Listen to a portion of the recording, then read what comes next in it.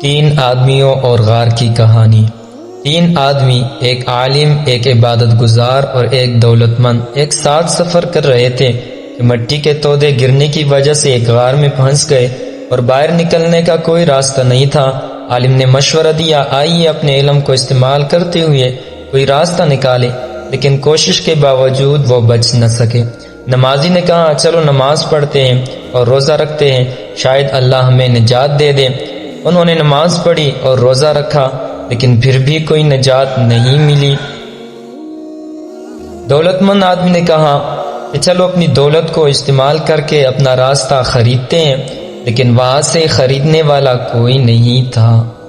جب وہ نا امید ہونے ہی والے تھے کہ عالم کو ایک حدیث یاد آئی کہ مسلمان کو کبھی کوئی آفت نہیں آتی، لیکن اللہ تعالیٰ اس کے گناہوں کو اس طرح مٹا دیتا ہے جس طرح درخت اپنے پتے جھاڑتا ہے۔ بخاری شریف۔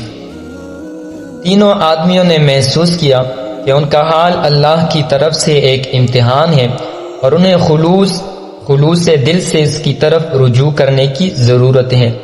انہوں نے توبہ کی، استغفار کیا اور اللہ سے دعا کی کہ اگر وہ چاہے تو انہیں بچا لے۔ اچانک غار کھل گیا اور وہ سارے کے سارے آزاد ہو گئے۔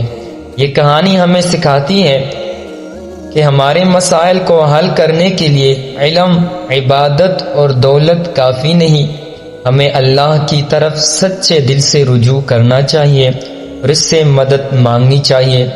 ہماری مشکلات اللہ کی طرف سے ایک امتحان ہے اور ہمیں صبر، وفادار رہنا چاہیے۔